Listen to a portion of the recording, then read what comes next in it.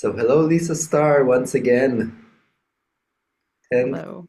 month, 10th moon consecutively. We're going on our Lunar Insights monthly meeting in the co-learning teaching about the 13 moon calendar, moon by moon. And I'm very happy to meet you on this planetary moon because I've told you before, I have quite a sense of the planetary tone, but I don't really have the sense of how the planetary tone can really show up during a whole month. Even though, even saying that out loud, my mind is starting to show me all kinds of informations and examples. And so I'm really looking forward to diving deep in with you. And for our new listeners, I'll tell you that we've been meeting monthly over this past year to speak about about the moon, the different moons of the 13 moon calendar we're going through. And you can look in my channel and find all the previous 9 moons before this one. And this meeting, we're going to talk about what this month, this moon, according to 13 moon calendar, is taking us through on our evolutionary process as individuals and as a collective. And we'll also be giving practical tips for those of you looking for a bit of guidance to navigate through this moon and what to look out for and where you can kind of notice processes that are resonating with this moon we're going through. Um, Also, the combination of the two of us, two overtones, we are planetary together. So, indeed, we have an aspect of our connection that's really about doing things on the ground level, which is really great because we're working with a spiritual tool that has a practical aspect, but it doesn't necessarily always come to a practical level. And I think the both of us make a conscious effort in our teachings to connect the information in a way so people can really learn how to work with it in their everyday lives. So it's symbolically a good a point to be meeting you. And maybe I'll start off by asking you if straight on if you can kind of describe to me how you work with the planetary tone. I mean, it has all kinds of different angles, and what it represents for you. Well, let me start by describing the structure I believe of a wave spell. A wave spell being any count of 13 within the calendar. I mean, there are 13 tones, planetary being the 10th of 13. So, I didn't recognize that maybe not every scholar and teacher has this sense of it, but I see the wave as peaking with the 10th tone, with the planetary tone. So I always describe it as this like very slow build up over 10 stages, and then it will collapse in the 11th, like 10 to build to a peak, 1 to fall apart, and we'll be dealing with that next moon, the spectral moon. Um, so it is quite triumphant to get to the peak of our ascent. I mean, I think human beings naturally want to climb upward out of turmoil or this mortal coil. Like there's a desire to ascend spiritually or, you know, summit the mountain of accomplishment or to have a pile of manifested items that we, acquired. Like we do want to be way up here. And so it's triumphant in that look at me, I did it. I made it. Um, it fits very nicely into some of the human egotism that drives us. And then on the other hand, it has a whole bunch of other lessons which we can unwind through our time today. But I see it over the year as being a big deal. Like maybe if you just have a 13-day wave spell, the planetary day is 1 day, and you may notice that it's the peak of this experience, but it passes rather quickly. But when you have 28 days to kind of wind your way to this like uppermost echelon of awakening or accomplishment, you have time to really notice how it feels to notice what you've made of your year, to notice what's happening in society. And I do think it really reflects the planetary experience, the way we use that word in our language. You know, what is planetary? It's different than the sun. It's different than the cosmos. It's what's happening here on our planet. Our planet is Earth. It could be Mars if you lived there, but the planetary moment is a good one to notice what's going on within you in relationship to sort of being earthen and not just like grounded or close to the soil, but like I live on this planet at this time. I'm going to notice my part in it. So that's just one thing that I could say. Like that. So if I relate to how you describe the how you relate to the movement of the waves, so it's kind of like the first 9 days or 9 moons are kind of like the process of formulating, and then on the planetary moon, everything manifests into kind of physical form, you know, one that can be recognized on this planet and the way this planet works, the way we think as beings on this planet. And the process really shows up on the planetary level, on the kind of earthly, groundly level. Right. Like I would say it could be an ideology that shifts or awakens in you, but instead of like a physical manifestation, but the ideology would be somehow recognition of your relationship to society or sentience, you know, being alive instead of just, you know, a spirit. What is the purpose of my life or my actions in this lifetime? Like that would be revisited if it was ideological. And at the same time, you can go, wow, I started this idea back in, you know, August of last year in the magnetic moon. And look, it's taken some form. It is a manifestation, like it's actualized. Mhm. Yeah, I like that.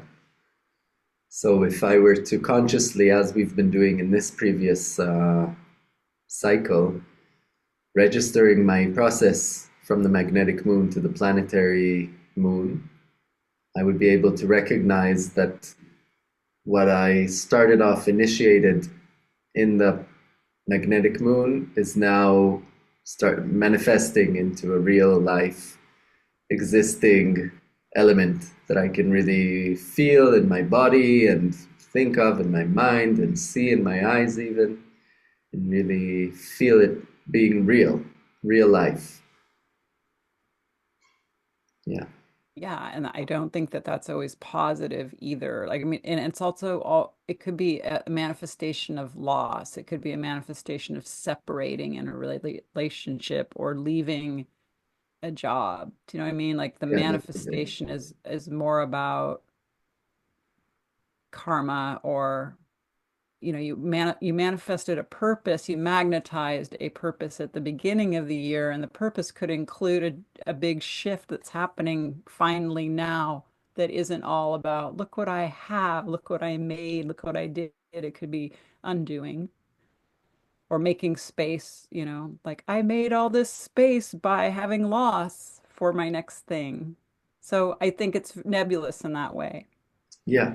Like I, what would the manifestation be? It could be different every year, but there should be. And I mean, I love this if someone were starting the year but looking at our videos ahead of time, like in the magnetic moon, write down so many of your experiences in a way that you could revisit because there is a through line between what we began with and what happens here at the peak of the wave. You could be like, "What? That's true. I did start that idea. It initiated in my mind and look at it now." yeah, so it would really be great. This is something I didn't consciously do at the moment, but for the future to really consciously journal the process, like at least perhaps once a moon, maybe in the middle, in the peak of the moon, to sit and kind of just even briefly state where I'm at in relation to the purpose that I magnetized on the magnetic moon. And this can really be a very practical way of recognizing the cycles of the moons through my life. And also relating to what you were saying about the manifestation element, that it's you can refer to it as a manifestation of a certain karma that would show up necessarily like a movement in life, like a shift, like a change, like something is materialized that was brewing inside, not necessarily like a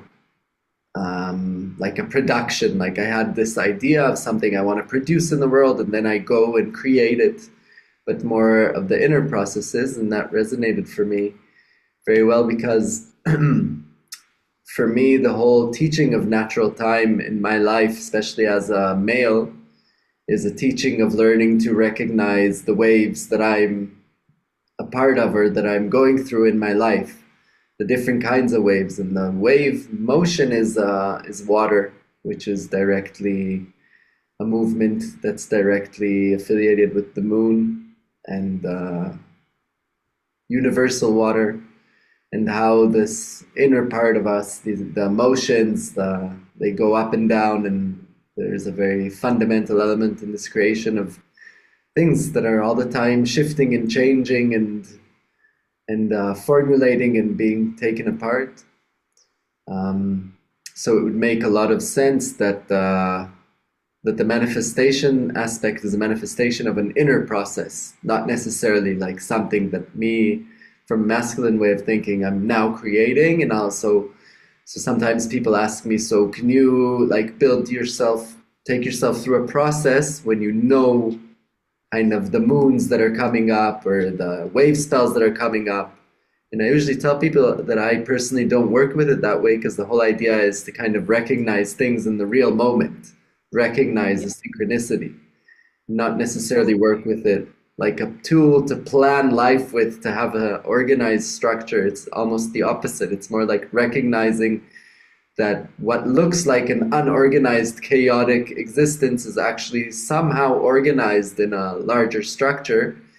That when we are listening and we are maybe sensitive and out of choice to notice these small movements that happen inside us, then we can also recognize that these movements that are happening within us are also showing up subtly in very special ways on our in our physical life experience, like synchronicities, meeting people during certain wave spells that are talking about direct messages that are really relating to the specific quality of the wave spell or the specific process. And often I had it that people showed up on their galactic birthdays, on their real day, you know, in my life, and gave me a message of some sort without even knowing. And I knew that this is completely connected with the synchronicity, but they didn't necessarily know. They were just like messengers. So I think for me, meeting this point of the planetary moon is really kind of like the integration of this more subtle inner movement, emotional movement, some kind of build up that now it's manifesting. I'm seeing it Yeah. during this moon in front of my eyes. Yeah, that makes sense. I like to always point out that when people anticipate like a Gregorian year change, they like set their intention, they make a resolve, a resolution at the beginning, as if they know what to aim for, and there's sort of an intent to get there, like very willful. And when we start our year on July 26th, we're basically just being receptive to karma or, a delivered discovery of what our year is going to be about. Like you just sort of wait to receive it. I always sort of use the analogy of it kind of like dropping into your lap. I mean, of course, it could be connected to life you've lived up until that moment, not just fully out of the blue like a meteorite, but like it's like you don't make a decision about how your year's going to go. You just check out what's going on.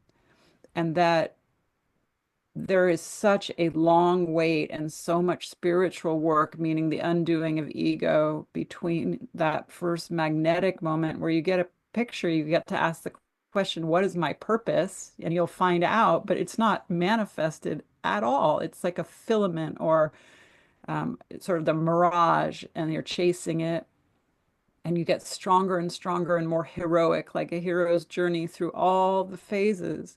And by the time it's planetary, you kind of are that actualized version of yourself, the egoic version.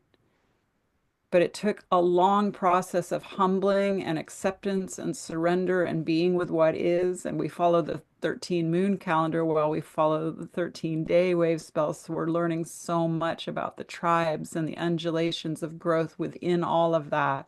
So by the time it's planetary, you do have this experience that kind of matches human ego of like I said, like I did this, I achieved this, look what I made.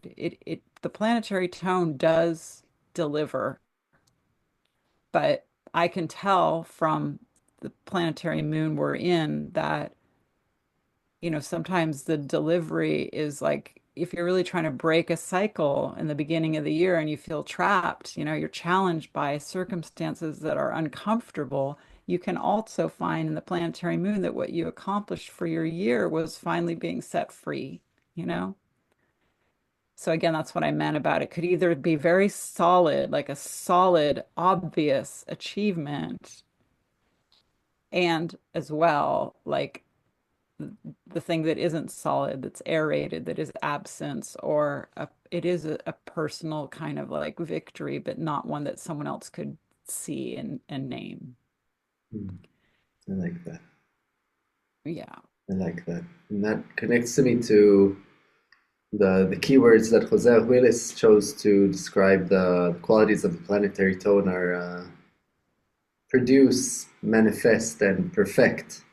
Mhm. And I remember at the beginning of my journey with the Dream Spell calendar, I was often thinking about the connection between manifestation and perfecting, and what did he mean there? And I remember when I realized that actually the manifestation, physical manifestation phase of any process is also the phase where we get maximum feedback from this reality. When we drop something into this reality, so suddenly we have 360 degrees of reflection because we can really recognize from the way the reality on this planet reacts to what we're doing, if it's people's reaction or emotional reaction that we feel, or just even the notion of how it's showing up energetically in our reality, what we just did. Like if I cooked something in my kitchen and then I look at the manifestation of it, I see that the kitchen is now, full of dishes and there's some smears there and some crumbs there. And so that's a lot of information that just showed up from me doing a few actions. So I also see that the planetary tone and the planetary moon, and I'm really recognizing this so far, um, is really kind of showing me the results of the processes I was actively taking part of in in this time leading to now. And now I have the chance to see. And then from this reflection and feedback that I get, I can perfect my own process before kind of, I think the perfection leads to the spectral, to the letting go. Because then we reach that point where it's like, okay, this is what I've done. It's the most I could have done. It's already behind me. I can't change it. So I take from this kind of the conclusion on a more mental or spiritual level, of how I can perfect it for the next phase, like how I can take this process and take what it's guiding me to perfect. And I think the word perfect, it's a bit tricky in the Western society because there is this kind of notion of perfection. And Mhm. here it's not so much the meaning of perfection, it's more like making things more precise in a way, more Yeah. precise to my real intention or to what I was aiming it to be or how I aim it to be for the future. Yeah. Yeah, I'm always curious. I was actually thinking about that alone for myself recently. Like, I never studied with Jose, and I haven't really grilled the people that did. I am kind of isolated. I don't want to have a bunch of conversations and do the research, but which is unfortunate. Someone else could. Like, what? did he mean by some of these terms? I've always just extrapolated or intuited. And I feel like the planetary tone, like I said, just sort of is the presentation and acceptance of how the world works on our planet. And that humankind somehow has dominance, I mean, at least over certain species. And that humankind has these associations of wanting to manifest and produce and then perfect, which does lead to perfectionism, which is a form of hyper control and, you know, not letting go, the opposite. So, like, I think that that's an accurate representation of the shadow energy of the planetary tone that if we grapple with what it is to be planetary, we have to grapple with how humans behave and kind of the delusion that humans create.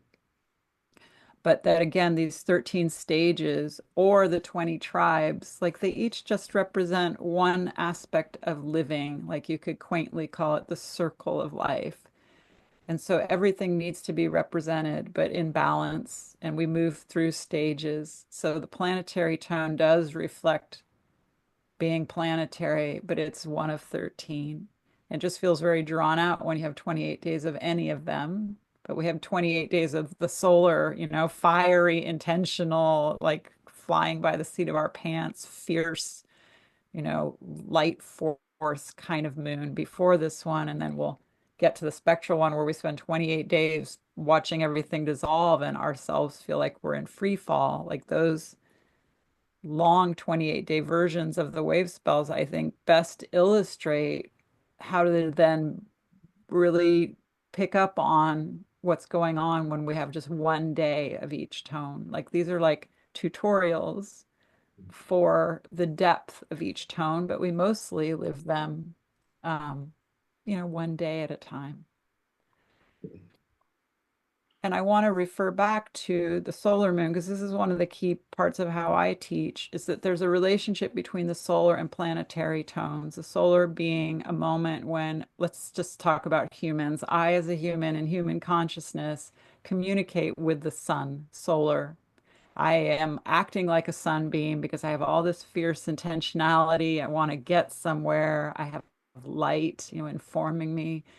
I'm like burning up with energy and focus and drive. And I call it like a conversation with the sun, where my wishes and intents are, the ultimate Santa Claus list. Like, I want this. Would you give me this? Please, sun, center, God force. I can tell this would be really my next step. And you communicate that.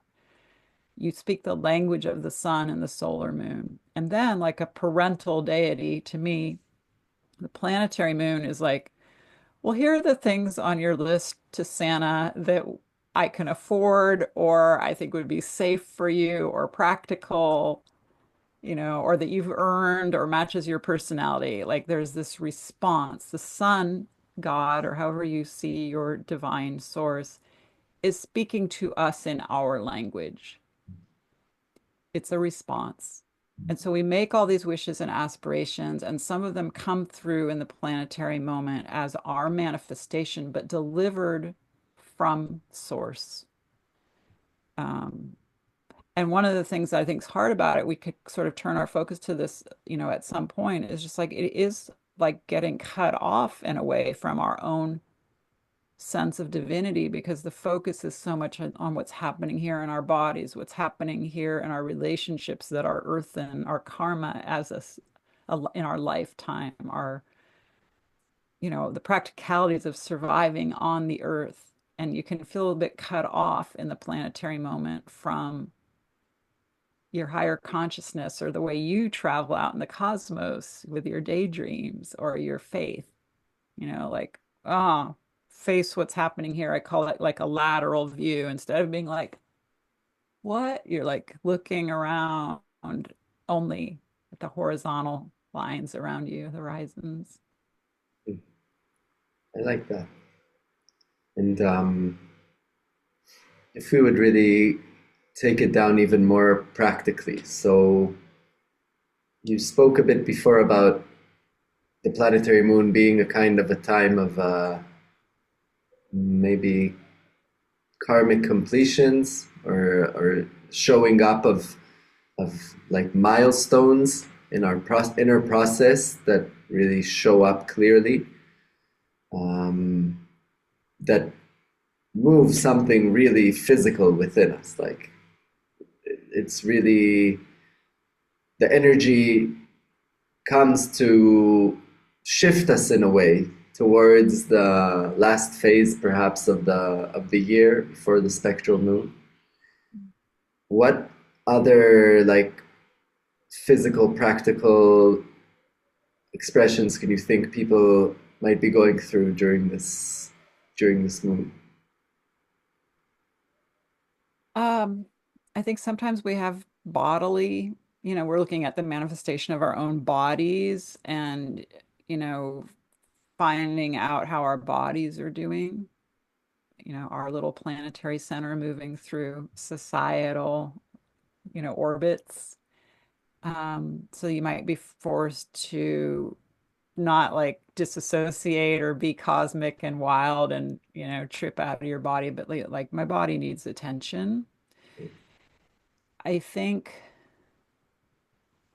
I mean, honestly, I feel like we're being a little bit like depressive about the planetary moon in a way because the planet is a hard place to be for someone like me. But I mean, I also accomplish a lot in the planetary moon. It's 28 days where the impulse is to basically like finish things that one starts. I speak about planetary people are great closers. They're great at getting something manifested, and they're not very like wise or effective at just pushing intention out in the world. They need others to kind of set them up and then they can get things done. And I feel like the planetary tone, the moon, I mean, you could just like finally get through the end of a to-do list or a project that was sizable. Like it gets done. It doesn't not get done. It doesn't get procrastinated. It doesn't stay uninspired. You're like, no, I got it. I did it. And that feels great. Yeah, Um, definitely. it's almost like the sacrifice of being all spiritual is that you focus really hard on what is physical in some way, and that is the gift of the planetary moment. You're like, okay, I'm not tripping out on concepts or a new awakening, but look at what I'm making. I'm being really productive. I like that. And how do you see the movement between the planetary moon and the spectral moon, or the planetary tone and the spectral tone? Well, I think because I've been following the cycles for so long, I mean, truly a long, long time, that I have certain predictions. Like, I don't try to predict outcomes that will happen in the future using this calendar. And I actually think that's really wrong-minded. And if you, tr well, I mean, like it's too pure. I believe this calendar is very pure because it hasn't been so popularized that there are a bunch of sort of egotistical people grabbing it and trying to sell it. Like it's stayed small. And so if you follow this calendar, I think you live in a pretty pure spiritual system, which is a huge, exciting gift. And all I would say is that if you try to if you try to predict the future, like this will happen, maybe I want it to, based on the calendar cycles, you will be taught to let go of that. So having said that, I have enough experiences of knowing that the planetary moon is very special because you're going to have to let go of so much in the spectral moon. Like, again, if you see this wave that builds, it's like climbing a mountain and you're in the mountaintop. A lot of us know what that feels like. You're like, what? Look how far I've come. Wow, look at how I can see. There's nowhere else to go. So I feel restful. I did it. I can. And then the breaking wave, again, it's 10 stages to here and one back down. Like that's crazy in terms of a disruption or a reversal. So I think the planetary tone, you have to anticipate that even though you've accomplished so much, you're not going to just keep accomplishing. That's my main message. Like it can feel very, again, human to be like, look how much I'm getting done, and look, I made this, and I'm going to make this next. That's like a almost a fallacy, because the next thing that's going to be happening is undoing. Yeah. It takes really strong, resilient people to follow this calendar because I think it is the truth of nature, but humans want to deny the truth of nature and just keep building, keep manifesting, keep making piles of things. But this calendar teaches us to celebrate, like, look, you did it, you made this. This is incredible. And now it's going to be taken basically out of your hands and distributed to where it's needed in the world. So it's not like loss, it's just like you can't attach and hold on. We're going to disrupt that. Yeah. Yeah. And also resonates for me in the way the Western society or the Western economical system is built on constant growth, on the fact that there is naturally constant growth on this planet. It's the law of nature, but trying to monetize from it to gain energy continuously in an ungrowing manner, or that's where we're kind of we we should be going through this process of relearning in these times that it doesn't work this way. Just like the menstrual cycle, it's a filling and the emptying, or the tides of the ocean. And I can say, as a man growing up in this world, this calendar has really been helping me to adapt my consciousness to the law of nature, to the fact that I can't always be on top of things. I can't always feel energetic. As a sensitive person, I mean, I do see people, and men in particular, walking in this world that it seems like their energy is quite constant in the way it's building up, but even on a larger scale, everybody goes through the cycle of life, and at some point the energy levels start to go down. So if that's taken into consideration, I think there's a way to work with that, but also within this, like within the small waves that we follow on a daily level, we constantly experience this motion of filling and emptying, going up and going down, building up and then dissolving. And so I'm very curious, going into this spectral moon consciously, on how I will witness this experience of from this productive, very earthly state, starting to dissolve back into the bigger picture.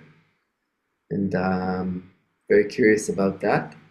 Um, would you have any practical tips for our listeners on how to deal with the challenges of this moon, or maybe how to grasp the processes that are happening to us during this time? Well, two things come to mind. I often describe that if we're dealing with water instead of like mountains, I like to use the analogy of like it's like climbing a mountain because that's a little easier for humans to kind of recognize all the stages and then you hit the summit. But like if you're dealing with water, the reason, sorry everyone, I have a cat in my lap.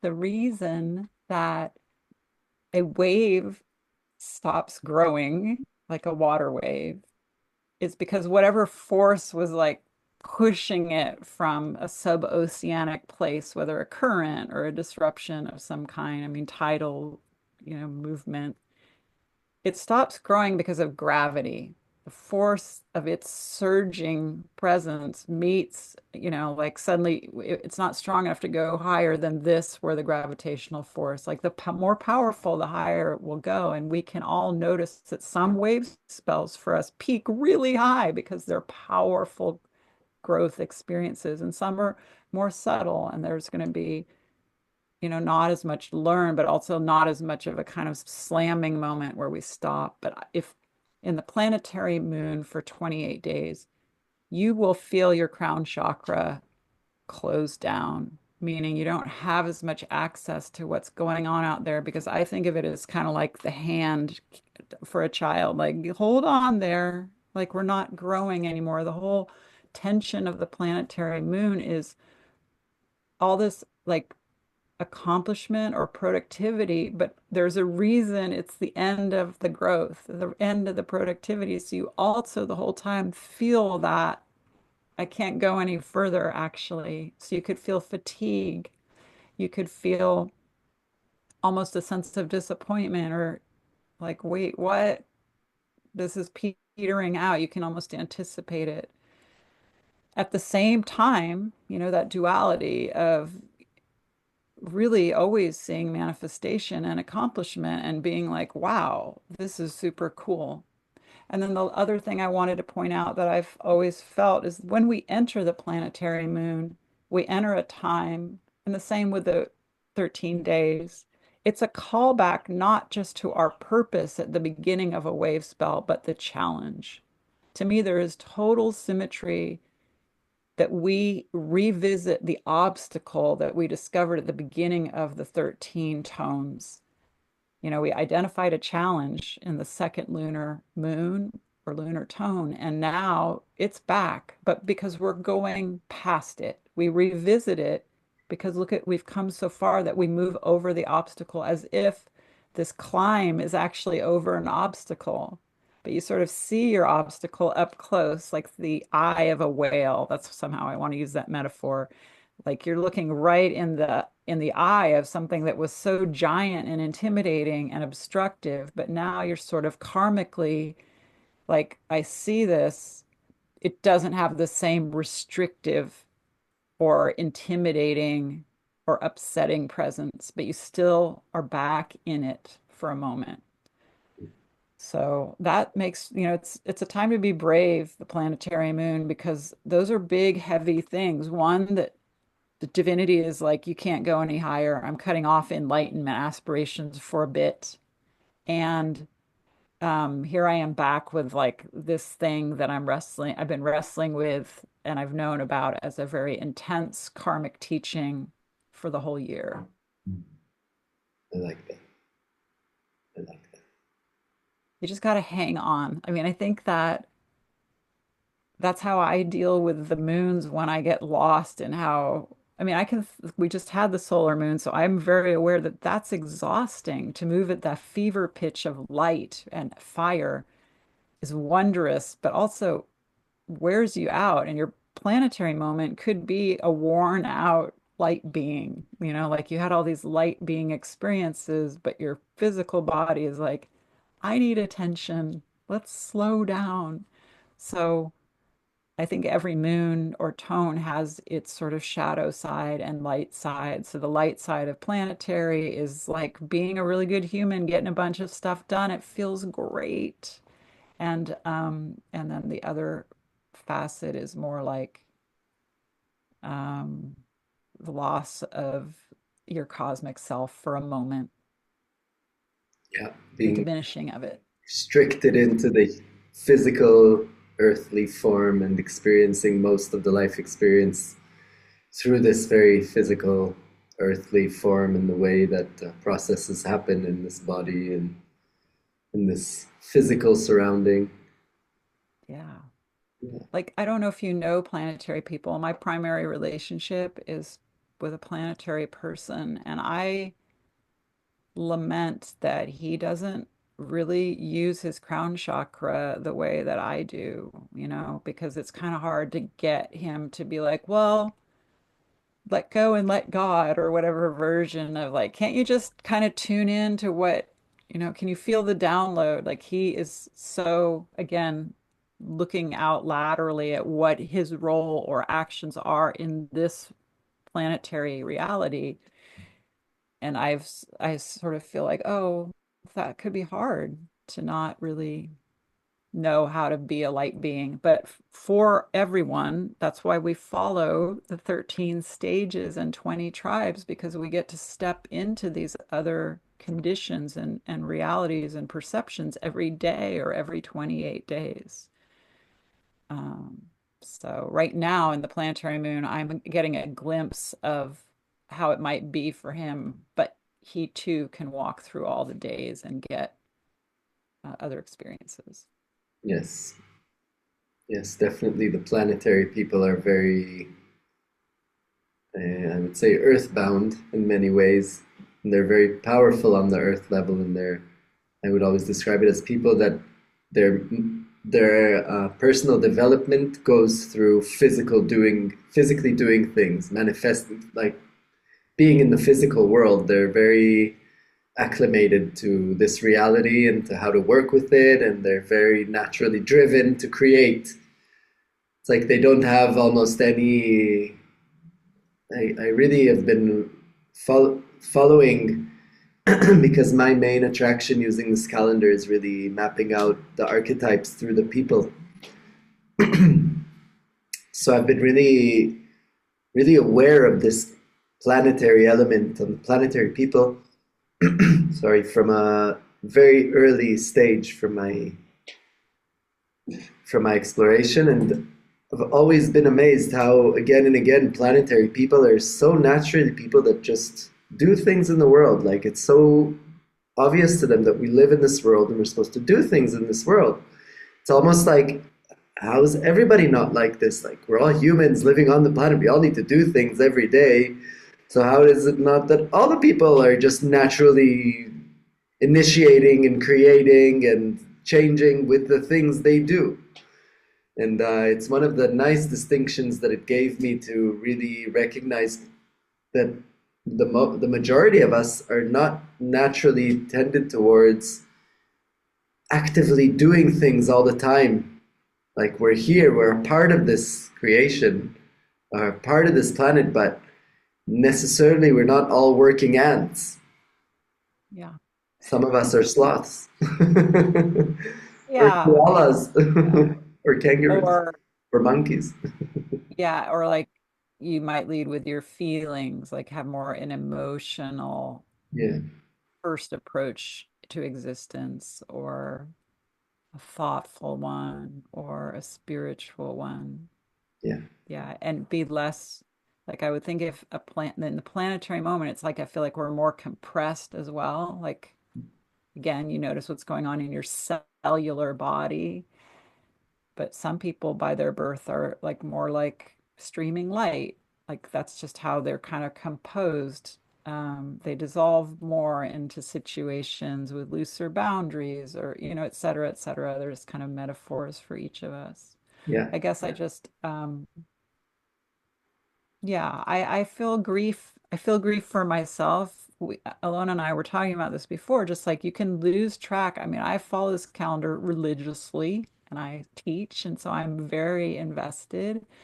But there'll be these pockets of time where I'm like, I don't even know exactly what day it is until like noon. Then I'll be like, wait, oh yeah, it's that tribe or that tone. And I feel sort of remorse, like, why am I not focused? And it's usually it's the planetary influence making me less spiritual. And of course, I'm attached to my spirituality, not just as an identity, but it's a natural appetite. So if that's happening to you in the planetary moon, um, I think it's just again about balance, but you're probably, as they say, kicking ass on some projects. And that is also, part of our rotation in time. indeed. Well, this was a really lovely and enlightening conversation for me. So I really want to thank you. And for our listeners to let you know, in case you didn't, that Lisa has a really great podcast on Spotify called Natural Time, in which you very generously teach and share your insights according to the daily signs and the wave spells and the moons and the year sometime as well. And you also connected very beautifully with your personal experiences and with your environment, sometimes political, sometimes energetic, spiritual, definitely. So I really recommend to check that out. And I'm always really feel blessed to have the chance to do this with you and to learn with you and from you. So thank you very much once Oh, again. no, of course. We are both also teacher readers. So I have a website, resonanttruth.com, where I am selling books that I made and calendars that I produce. And then I do readings far across the world so you can learn about your own individual. And then you should tell them that you do that in Israel. Indeed, for the at the moment, my website's in Hebrew, even though today, by now, there's automatic translation even for foreign language websites. So I've had English speakers reaching out after they've visited my website, which is in Hebrew. It has been automatically translated for them. So naturaltime.love, that's my Nice. website. At the moment, it's mainly in Hebrew, but I'm working slowly to build the English element to this website too. Your English is outstanding. Thank you. So we will see each other again very soon in the spectral moon. Yes. Yeah. Great. Thanks for everyone traveling along. Yes. See you soon.